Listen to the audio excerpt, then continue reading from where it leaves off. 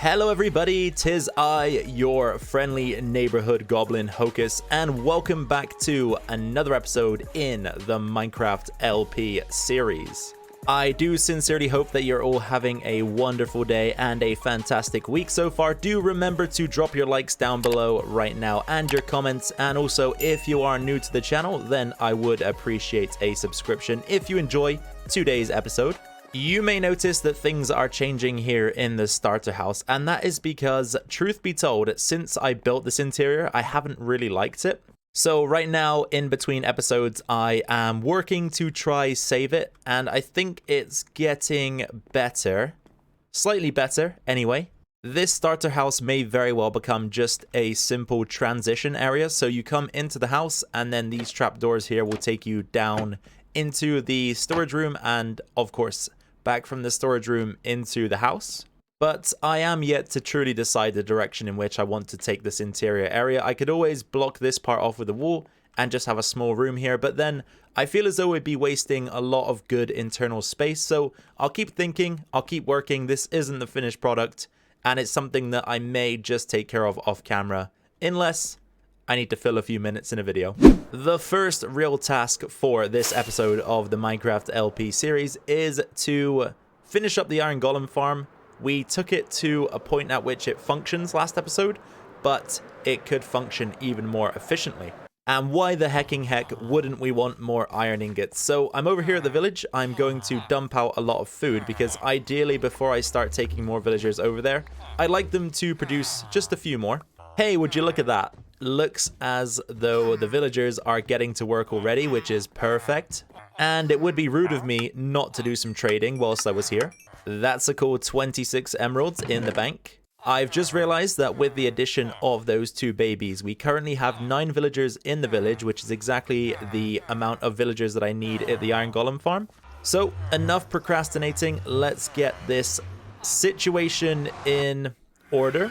Okay, so the boat is set up for the first villager to come through. Let's jump into a time lapse. In fact, no time lapse for this part of today's episode. I've been having a bunch of issues with the replay mod in this episode in terms of the recording of this episode, which this part that I'm doing right now, as you'll find out again later in the episode, it's being recorded after I've recorded the rest of the episode. And the replay mod keeps giving me this issue where Minecraft is running out of memory and crashing, and it just happened during the process of moving these villagers. It's happened already a couple of times today, so I think I'm just going to put the replay mod on the back burners for the rest of this episode, which sounds really strange to say because I've already recorded the rest of it. So you guys will know what I mean once you continue watching. Anyhow, this is the third villager that I've been able to move over here, so that is one of the pods complete, but that still means that there are 6 more to go. I guess what I should have said is that fortunately I've recorded a bunch of time lapses for this episode already, so there isn't going to be a lack of time lapses, just none for this part of the video. The last 2 villagers that I need to finish the job, and they're giving me a 2-for-1, but I've got to be so careful because the little guys could go off the edge if we're not careful, so slowly but surely push them towards. There's one, and the other one I can be a bit more aggressive with. Go, go, go. Yes. Okay, let's meet them on the other side. Open the fence gate, which they don't actually need because they're small enough to run underneath, and they are somewhere in the room, I hope. I still haven't seen the little blighters. Where did they go? Oh, there they are. Yay. So 9 in total, 9 required. We can now begin moving them into their pods, which is another job that is completely soul destroying, I must say. Nice, that is 1 pod down, 2 more to go. And relax. Well, not for long, and I'll explain why in a second, but that is all 4 pods completed. And the reason why I can't relax is because we also need to dig killing chambers on the 3 sides that we don't have them. And also, I just realized, and this is going to be a massive, massive, massive pain in the butt, the beds need rotating on all 3 of the other pods as well, so we're going to have to think about how we can do that without releasing the villagers, which, like I say, it's going to be a massive, massive, massive, massive, massive pain in the butt. All 4 collection areas are in place, and you can access them all from the ladder in the middle. It's a mess right now, but we will tidy this up in the future, as I've mentioned. We also found some diamond whilst tunneling for one of the collection areas. Unfortunately, it was only 2 ore, but we did manage to get 7 from it, so that's pretty cool. Do you know what else is cool? The fact that we've got all villagers in place and all of the beds rotated to be the right way. So let's follow this guy around. That's 1 golem. Can we get 2 right off the bat? Sometimes it doesn't work, but, you know, 99% of the time the farm does produce a golem. There's 2. Coming up to the 3rd cell. There's 3, nice and quick. And then, come on, let's get all 4 in one go. That'll be cool. On camera. Here we go. First try. First try. Yay! There is the golem. So that pretty much wraps it up for this part of the video, guys. The iron farm is complete, in fully functioning order, pumping out iron ingots and now probably producing more materials than we'll ever use in this world, unless we do something really crazy, which one day, you never know, we may just do that. Now that those pesky villagers are taken care of, we can move on to something that I have a little bit more interest in doing, and I'll let you into a little secret. I'm recording this before I record the villager part, because right now, I'm too lazy to do the villagers, so I'll record that after, pretend that I didn't, and just chuck it in the video prior to this segment. This segment is going to include the construction of something which is very interesting indeed. I recently discovered a channel called IANXOFOUR, and IANXOFOUR is redefining the Minecraft game in a very basic way, and it's just incredible. So I'll drop a link down to that channel in the description below if you want to check it out. But what IANXOFOUR does is he shows very, very simple ways to make farms which are often overcomplicated in Minecraft. So right now we're going to be building a mob farm. It's probably just going to be a temporary one because I would like to have something a little bit more pleasing on the eye eventually. But this thing is going to be made out of scaffolding, and it's surprising just how easy scaffolding is going to make this process. Luckily, we built this spider farm a while back, and the chest down here is full of a good amount of string, because this farm, although simple and basic, will require quite a bit of scaffolding.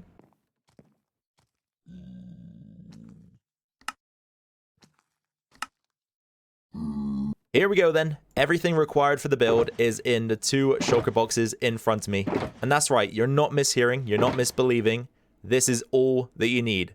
Very basic, very achievable early game, and this bad boy is going to produce 13,000 drops per hour. Quick disclaimer, it may not be exactly 13,000 drops. That is if you build the farm to the specifications that Ian did in his video. Mine may be a little bit smaller just because it doesn't need to be massive.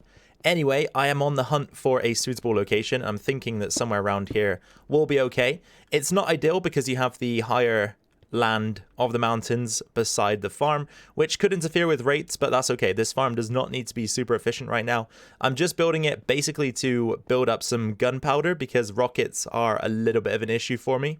Let's get this thing going then. So to begin the farm, we will drop a block down and a trapdoor to the side. Then with 28 scaffolding in hand, you'll want to go 1, 2, and then just spam them all on top of this second one, which should sit above the trapdoor. Then to the side of the farm, we'll want to place some water. This is simply to help us cushion our landing if we jump off or fall when building the farm. From here, we'll go to the top of the scaffolding, place observer, then trapdoor, trapdoor, trapdoor, and trapdoor, 1 on each side. Then we'll go dispenser facing up, and we'll go 1, nope, no. We'll go 1, 2, 3, 4. Extend all of these out by 6. So 1, 2, 3, 4, 5, 6. 1, 2, 3, 4, 5, 6. 1, 2, 3, 4, 5, 6. 1, 2, 3, 4, 5, 6. And then you just want to create a platform in kind of a diamond shape. So it'll come out like that. And then it'll go in again by 1. And then again by 1. And eventually it should link up to the other side in a diagonal shape. But you may already recognize where, or the direction in which this is heading. And it is very similar to the Nembon design. And I think that's where IANXOFOUR must have got his inspiration, because he does mention Nembon in the video and a few other creators that have contributed to this style of farm. So it's very similar in that regard, but just a lot simpler and a lot more cost effective. The good thing about it, as Ian mentions in his video, it's kind of got a self-correcting aspect to it, because if you go too far, the scaffolding simply drops to the ground, so you can't actually build these platforms any bigger than they need to be, which is really cool. Once your platform is complete, make sure to chuck a water bucket into the dispenser. You don't want to forget that, because if you do, it'll be an absolute nightmare to fix. So make sure you get your water buckets in while you can. From this point onwards, it is pretty much just a repeating pattern. So sit back, relax, maybe grab a snack, and enjoy this time lapse. Here we go.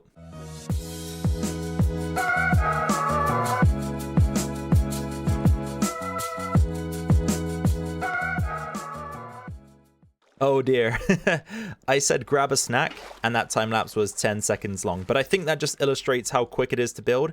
I did only do 4 platforms because I ran out of scaffolding, and then I did a temporary roof because you can always turn that roof into another platform, which is probably what I'll do when I expand the farm.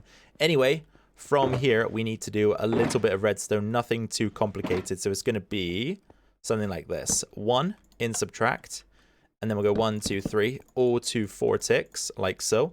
And then 3 more. 1, 2, 3. Then 2 redstone connecting to another 7 that will run back in this direction. And once again, they'll all be 4 ticks, like so. Nope.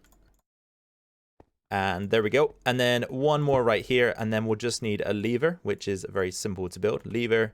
And the lever is going to go right here.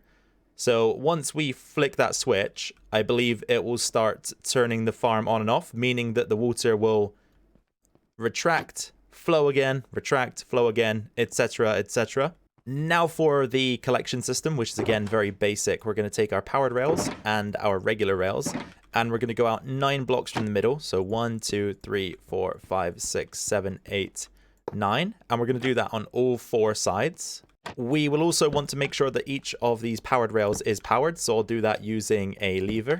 Then we can connect them up. So it's got to be something like this, I think. In fact, it's something like this, I believe. But again, I could be wrong. I don't know. For some reason, I can't get the pattern correct. But we'll soon find out once we turn the farm on and get it working with our AFK spot. Anyway, now I'm going to chuck in a collection system.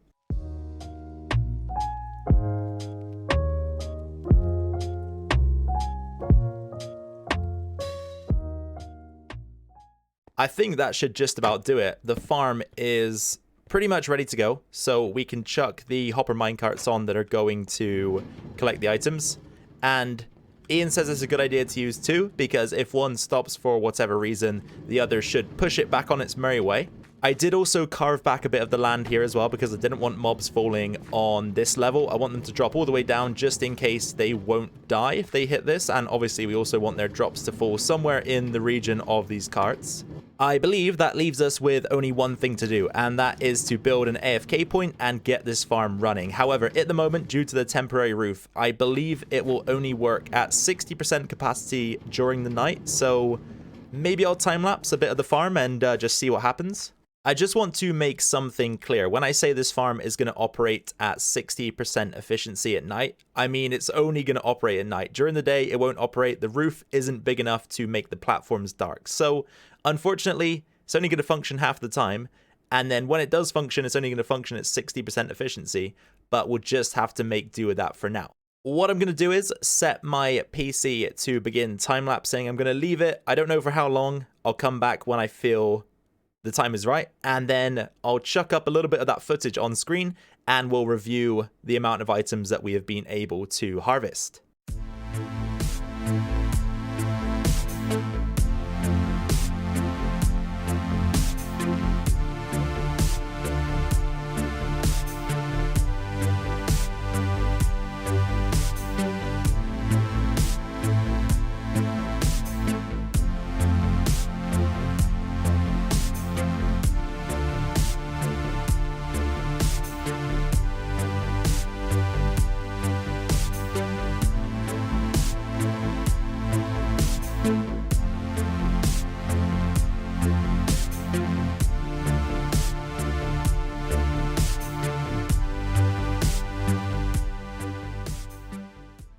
We are back following the time lapse, and watching it has actually made me feel as though I've learned a lot about the farm. So to clarify, I only showed you guys one night of footage. However, I spent, I don't know, maybe like 4 nights up in the AFK spot. When I got back down here, the carts were motionless, stuck together, and not moving. So that's an issue that needs solving. And I think we can solve that by building a wall around the area to prevent mobs from entering the collection zone. In the chest here, we have got not a lot of loot, but we've also got 3 minecarts, so I need to figure out exactly why that has happened, because I can only guess that they're from the minecarts that we lodged inside of these blocks here as part of the collection system. The carts in the chest here were indeed the carts that I believe them to be, so I've changed up the collection mechanism ever so slightly, and I know you guys aren't stupid, so I'm not going to explain the change that I've made. I am now going to jump back into another time lapse, add a few more features to the farm, expand it ever so slightly, and then hopefully we've got something on our hands that is in functioning order. We've already proved that it works. We just need to make some fine tweaks and adjustments.